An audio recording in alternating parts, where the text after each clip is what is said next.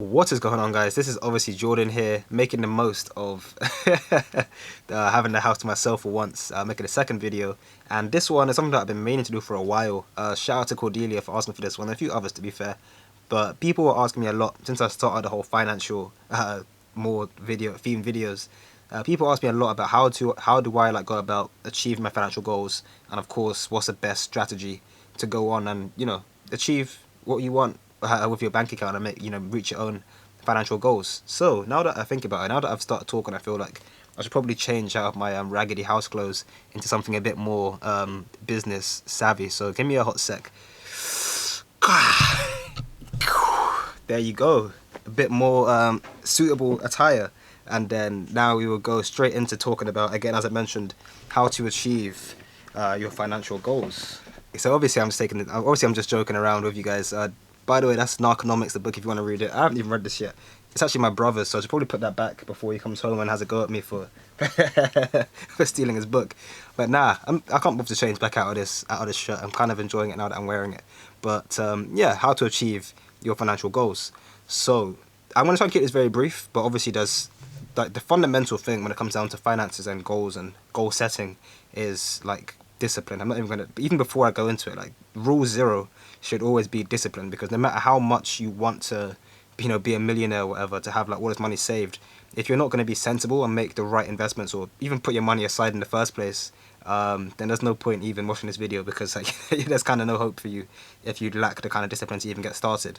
But with that out of the way, assuming that we're all well suited up, we all know what we're doing, we're watching this video in the first place, the first thing, and I guess even this could also even be a rule zero as well, similar to discipline, like something that's very, very important when it comes to achieving your financial goals is, you guessed it, having goals in the first place. Like, I know so many people, so many of my friends will say, oh, I really wanted to save money. I want to have a savings account. And then I say, what are you saving for? Nothing. I just want to have a savings account. And it's like, if you don't know what you're saving for, if you have no reason to save, like, what do you hope to achieve? I mean, obviously, you should always have, I would say, an emergency fund should always be there in case you need it in the first, like, anyway. You should always know exactly, like, what a year, 6 months to a year's worth of your expenses are, and then have an emergency fund on the side in case you need it, in case, something were to happen, you lose your job. If you're a student, it doesn't matter so much because you haven't really got that income anyway. But it's good to have an emergency fund so you know that you're secure in any scenario in case something happens, at least for, a couple of months, if not a year. But if assuming you already have that, as most people, as everyone should, but assuming you already have that, you need to have a goal in the first place. There's nothing wrong with, I guess, like putting a couple hundred into the stock market every now and then and just buying like an index fund, or just having a savings account anyway, just, as I said, putting money into it and having secure money.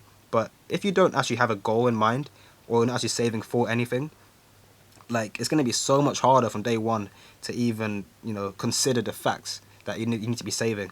And even if you do have a goal in mind, you need to know exactly, like, let's say you want to go for a holiday, you need to then go and say, okay, I want this holiday money by December, and I need to have 10 grand. I mean, 10 grand for a holiday is a bit mad, but like like £1,600 for the holiday, including like flights, accommodation, and travel money, like normal expenses. And once you have that, again, now you've got a time frame, now you've got an actual target, you can save like X amount of money per month, so you're on track to actually meet that goal in the long run, as opposed to just saying, yeah, I want to go on holiday. Because technically speaking, I could just say I want to go on holiday, book a Eurostar for like 20 quid to France, and then there you go. Like, I don't need to save for that. I can just go out there and spend with my normal money that I would have been spending anyway, and that wouldn't help me achieve that goal. It would just be like I'm going somewhere. Or I could just go to, like, I study in Bristol, I can just go to Bristol and call that a holiday from London, right? So you need to have a goal in mind, and you need to like have specific details for that goal. Again, be specific. Have like an actual time frame in mind, have an actual amount in mind, and that way you can have a second. Even if you don't need a second account, you have something to actually aim for, and that way you can hard line and go towards that. So that's, I guess, tip number one, is actually have a goal, and then to be more specific with that, have like a smart goal, a smart target, I guess, be more precise, so you know what you need, what you want, and when you want to buy. The second thing then, I guess, following on from that, would be to have, like, this isn't compulsory, it's not essential, but I kind of touched on it, and I think it is also quite important, and it's something that will help you as well. And it's have a second account, be it a second, like an expenses account, or a savings account, or a stock market investing account, or just something else to separate your spending money from your saving money, or from your everything else money. because if you only have the one, like most people only have like one, like literally just one account, one current account, one checking account. I think it's called in America. It's like just one thing where you use all your spending on it, or you're quote unquote saving on it. And even if you do have a goal in mind and it's a smart goal, it's specific, measurable, achievable, yada yada yada. Even if you have that but you only have one account, there's no way to. Well, I mean, there is a way, but it just makes it so much harder. Because if you just accidentally spend a bit extra one day, it's like, oh no, I've bitten into my savings, or you might look at your account and be like, oh look, I've got £2,000 to spend, when deep down you actually only have 400 because the rest of that is technically savings for something else. So if you just take the money straight out, like the saying, like out of sight, out of mind, where it's like you just put the money over somewhere else, somewhere other account, and then you can focus on spending the money that you actually can spend. And of course, that's another way to go back to the previous point as well. You can make sure you're on track to achieve your goals and know exactly how much you have, where you have it, and the specific terms of that account. I think another, I guess, slightly more complex, but and also another very, very good point on that as well, is that typical current accounts, at least in the UK, at least the ones that I've come across in my own research, they don't really pay that much in interest. I mean, savings rates, interest rates are very, very low right now anyway, but you're looking at like 0.5%, 1%, even lower in many accounts. Some of them do give you like cash back, or you get these little not tricks, but like perks, I suppose, for having a certain account.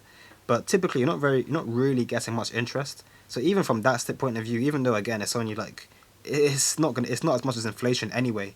But having a separate account that's a savings account, specific, for like a high interest savings account that will give you a higher interest rate than your current account. Like not only are you separating your money, but you're also putting yourself in line to achieve or to gain more money from interest. And then on top of that, if you put that in a savings, like an ISA, or an ISA, I guess is good as well because it's tax free. But if you put that in a investing account, like a stocks and shares account, then your potential gains are like substantially higher. I mean, I'm not gonna go. This isn't gonna be another investing video. I've talked about that a bit in the past anyway. But fundamentally, you can earn way more, like up to, well, not up, you can earn anything in the stock market if you know if you're taking the right amount of risk on, if you know what you're doing, I suppose. But you're kind of restricted to the standard interest rates that banks will offer. And at the moment, as I said, it's like 1%, 0.5%. One of my accounts is 0.35%, which is really not substantial. But in the stock market, for example, if you look at the FTSE 100 or S&P 500, or any of these like national index funds, I guess, that track some of the biggest companies per specific country. I think Germany's like DAX, and every country's got their own. DAX 30, I think, or DAX 50, they've all got their own index funds, and it tracks, as I said, the top 50, 100, 250, 500, whatever companies in that country. Your typical interest rate, you're looking at like 7%, 5%, 3% growth every year. Not necessarily every year, but on average over like a 20-year span, you're looking at 3%, 5% growth year on year. Like, I don't know, man. Again, as I said, this isn't going to be another investing video. This isn't specific to give you investing advice. I'm not a financial advisor by no means. But if you are going to save, and it's going to be for a long period of time, it's definitely worth looking at an investing account and putting money in the stock market. If you're holding it for less than, I say, 6 months or less than a year, even maybe even 2 years, if you plan to use it within like a year, I wouldn't put it in the stock market, because there's a very big chance that the stocks will go down. You never know what might happen, so it's better off putting it in an index. You're better off putting it in a savings account that might not be as high promised interest rate, but at least you have the security that you're not going to lose money there. Because I don't know how it is in other parts of the world, but in the UK you have the FCSC, I believe, which is like an insurance kind of policy. So if the bank does go bankrupt, let's say you put your money in Santander and it goes bankrupt overnight, unless you have way over like 85 grand, your money's protected anyway, so you're going to get that money back out. So you literally, essentially you can't lose, unless like a proper, like, ridiculous, crazy set of circumstances that destroys every bank and every insurance provider and like everything else in the process, surely you'd think. But yeah, I mean, fundamentally, having another account, irrespective of whether it's a savings account, an investment account, and an ISA, is important to me, I think, at least, because it means you can separate your savings from your expenses, and so you can accurately and consistently track your progress towards your goals. And yeah, that's kind of my second point. I guess one final thing as well I should add as well on that is, if you do make a savings account, several savings accounts, and even I think Moneybox is an app that's like an investment account as well. They have developed this new well, I say new, it's like new. It's been around for a little while, but it's like a roundup feature. So if you spend £1.49 on a coffee, the remaining 51 pence will go straight into your savings account, straight into your ISA, straight into your investing account. And that's an easy way to like kind of mindlessly invest or save, because you're not even thinking about, oh, do I put in £10 this month, or how much money have I got to put aside? That you can literally just spend, and the roundups are just dealt with on their own, and you have to, again, out of sight, out of mind.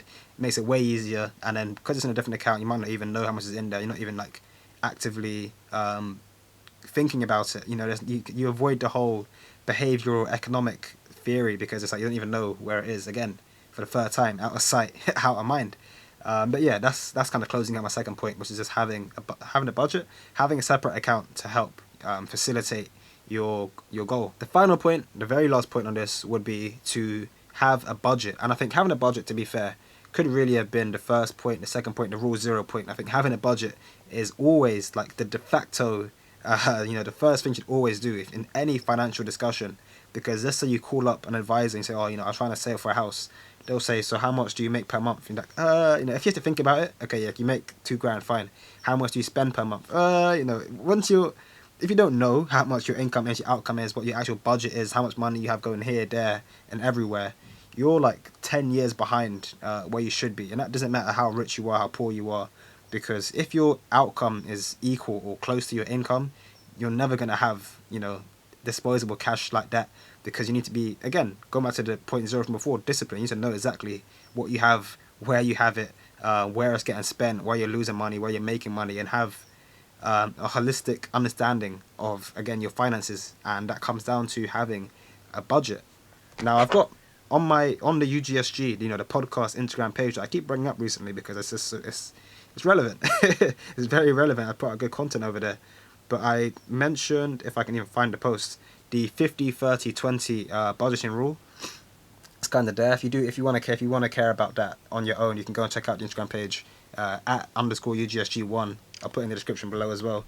But the 50-30-20 rule, I believe, I can't remember who said it. I think it might have been Dave Ramsey or something, or one of these like financial gurus kind of touched on it before. The idea that you put 50% towards your needs, 30% towards your wants, and 20% towards your savings, which basically means if you make £1,000 a month, whatever, that's not really a lot of money, to be fair, but let's say you make £5 a month, no more than 500 of that should go towards your needs. And yeah, that includes your taxes and stuff. Like if you're getting taxed, national insurance, student finance repayments and stuff, and you only actually get 900, what that means is the remaining 400, because that's all you've got to put towards your needs, which is, housing, food, maybe car insurance, etc., etc.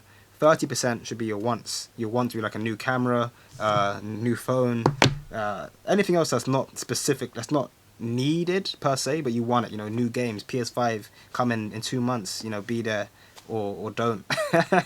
Yeah, I mean, essentially, there's a lot of things that people want, but that should only ever take up 30% of your income, and then the remaining 20%, as I said, is savings, which is literally straight savings, not like, I'll spend it next week. No, like, no, I'll send it in a month's time. Like, literally, again, out of sight, out of mind, put it into another account, forget about it, and have that going towards whatever goal you have, be it an emergency fund, which would always be the first thing you have, or second, whatever you want it to go towards, be it, I don't know, a holiday, a new phone, whatever. Like, yeah, I mean, you can save towards whatever you want, obviously, but it's like just making sure that 20%, as I said, goes towards actual savings and not just some silly nonsense. So yeah, that's essentially my point. I think I guess I should also mention that there's a caveat there where if you can't afford to save, obviously don't, because a lot of people, like I myself did this a lot. I was victim to it in my early financial days, where I was getting like 1% interest, 2% interest, but I was also paying like 35% interest rate back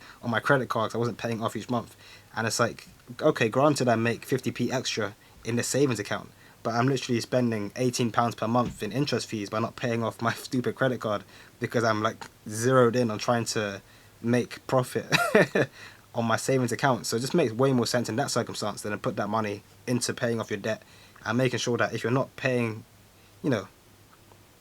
basically don't pay any interest. Like, pay off all your debts first, then have an emergency fund, and then then you can start saving. And then once you start saving, then you start investing. But it's all about knowing, again, having a budget, knowing what your income and your outcome is, where your money needs to go, and then going from there, being disciplined, having a goal, and then that's it. Those are my 3 points. So in summary, how to achieve your financial goals. Of course, discipline is the rule zero, again, that comes into everything. Having an actual goal to start with, ideally making a second account, and then having a budget, knowing what you can and you can't save, and you can reasonably expect to put away within a specific time frame. And yeah, that's basically it. So I hope you guys enjoyed that. Again, if you have any more questions, feel free to reach out to Dr. Professor Ebert, founder and leader of an economic book that I found on the floor. And yeah, I hope you guys enjoyed it. Hopefully I get one more video out today. Well, recorded today, probably upload in like a week's time, but let's leave that for, the backroom stuff. But yeah, hope you guys enjoyed. Peace.